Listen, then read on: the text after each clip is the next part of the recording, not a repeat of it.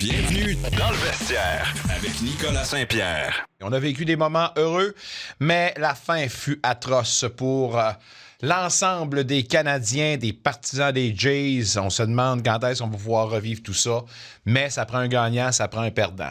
D'après ce que j'ai dit tantôt, puis c'est vrai, je le crois dur comme fer, je pense pas que c'est la meilleure équipe qui l'a remporté. Chose certaine, les Dodgers sont doublement champions. Aujourd'hui, on célébrait avec, évidemment, la parade dans les rues de Los Angeles. Qu'a-t-il retenu de cette défaite en 11 manches face aux Dodgers pour les Jays, Philippe Aumont? On va venir faire son petit tour puis nous dire son analyse avec un beau background à part de ça, puis on voit qu'il se prépare pour les Jeux Paname. C'est correct à part de ça. Après avoir vu ça, j'imagine que tu es encore plus excité, justement, pour les Paname? Ben oui, écoute, c'est sûr que avoir vécu cette belle montée-là des Jays, c'était motivant de mon bord aussi de ramasser ma petite chaudière de balle puis d'aller me lancer puis de revivre ces beaux moments-là, exactement. Es-tu d'accord avec ça que c'est pas la meilleure équipe qui l'a remporté samedi? 100%. Écoute, c'était... euh, c'est deux équipes différentes. Une qui est un peu achetée, l'autre, je trouve que c'était plus la famille, l'ambiance qui les ont soulevés avec le talent et surtout tu sais, le travail qui a été apporté. Mais oui, les Jays auraient dû remporter ça deux fois en plus. Le sixième match, le septième match. Le trophée aurait dû être à Toronto.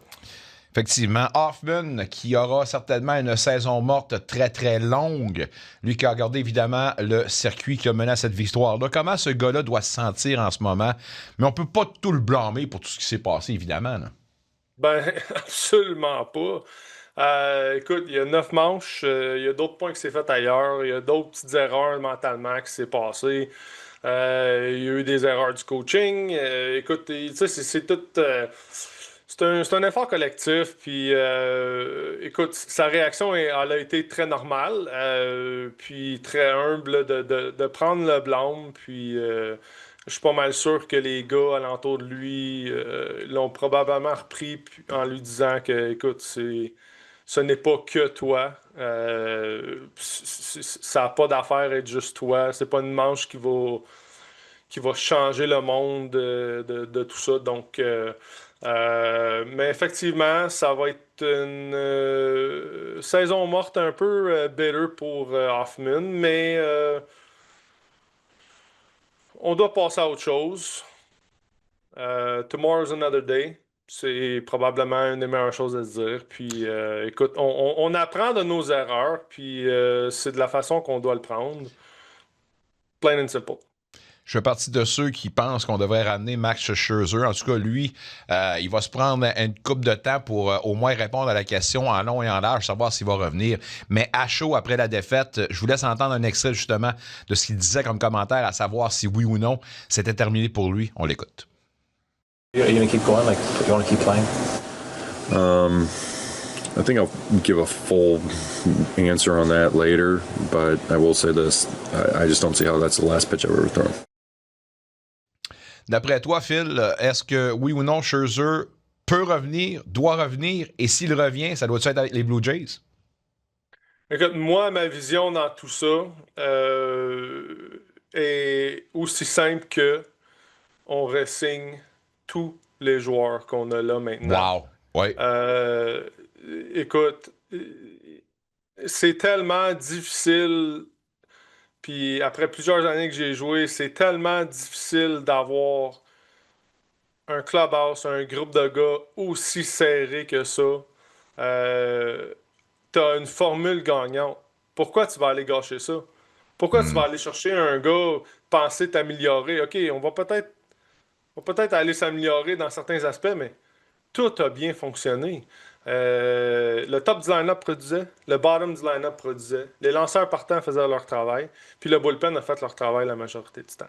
Donc, puis tous ces gars-là ont acquis de l'expérience qui ne s'acquiert pas à nulle part d'autre que jouer dans les World Series, devant tous les partisans, puis cette pression, puis ce bruit-là, puis tout ce qui entoure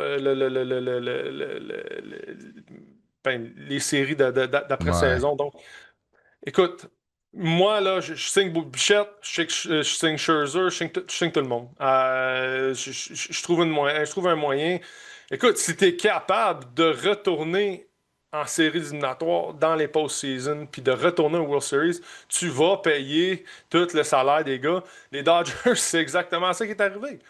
Ouais, Ils ont, ouais. ils ont Shohei Ohtani. Juste cette année, ils ont été capables de rembourser son contrat au complet. Yamamoto, Glasnow, comme tu sais, ça fait partie de la business. Tu dois juste travailler pour te rendre là.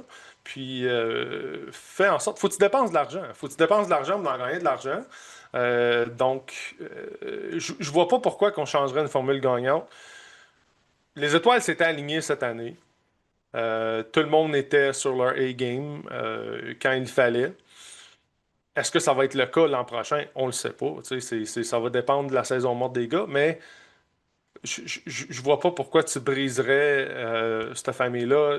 Écoute, on a tous vu les émotions des gars après se tenir, puis c'était crève-cœur pour eux autres. Ouais. Tu comprends? C'est touché un peu Crève-cœur, comme ça. je veux dire, terrible. Mais d'entendre Clement qui dit je veux dire, les gars, I would die for those guys, puis il parlait d'Hoffman, puis il parlait de Scherzer, puis de Bieber, puis tout ça. C'est vrai que tu peux pas recopier ce que ces gars-là ont vécu ensemble cette année en ramenant, tu sais, je veux dire, la moitié de nouveaux venus pour l'année prochaine. Si tes intentions sont vraiment d'y retourner, tu as tout intérêt à ramener la majorité des gars qui t'ont amené là cette année.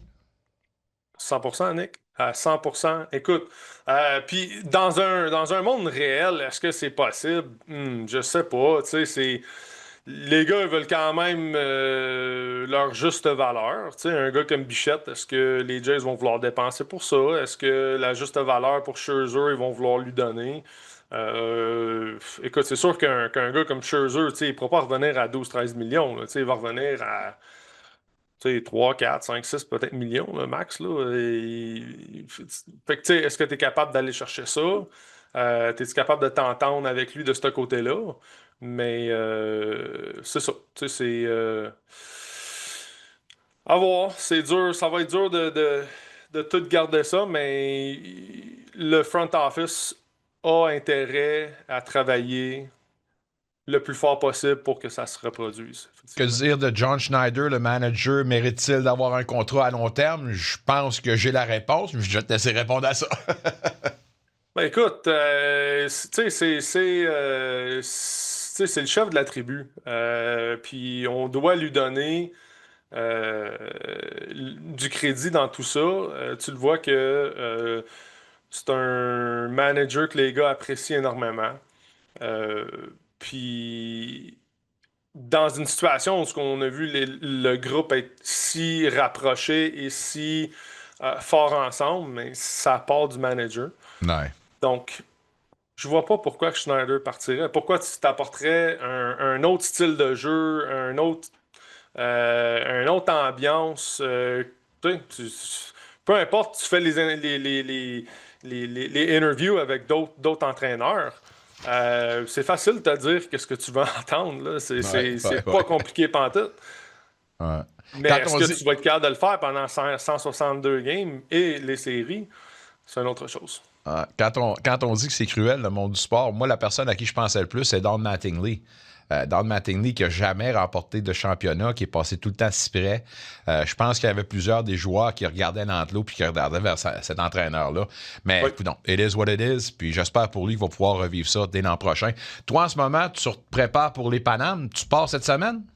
Jeudi matin, je prends l'avion, effectivement. Je m'en vais en Floride. Je pense qu'on s'en va au complexe des Jays pour un 4-5 jours. Puis après ça, on embarque dans l'avion ensemble, on s'en va au Panama. Bon, ben, je ne veux pas te mettre sur le spot, mais tu reviens-tu mercredi pour qu'on jase de Paname? Ça te tente? Mercredi, oui. Ben écoute, on peut certainement s'arranger. D'habitude, le mercredi soir, j'ai des formations, mais ce mercredi-là, je ne le prendrai pas parce que je vais avoir une valise à faire. Je suis. Un de mes défauts, c'est que je fais ma valise à minuit le soir quand j'ai un vol à 6 h le matin. Fait que... On est dans le même club à ce niveau-là, il n'y a pas de problème, Ouais. je comprends parfaitement. Donc, mercredi, on se reparle des Panames. Entre-temps, ben, on va se dire la meilleure chance la prochaine fois pour les Blue Jays. Puis on espère qu'on va pouvoir revivre ça dès l'an prochain. Passe-en une bonne, mon ami. Toujours un plaisir de te jaser, puis on se reparle mercredi. Ouais, salut la gang, merci. Philo, mesdames, messieurs, complète cette portion d'émission. Un retour sportif 100% local dans le vestiaire avec Nicolas Saint-Pierre.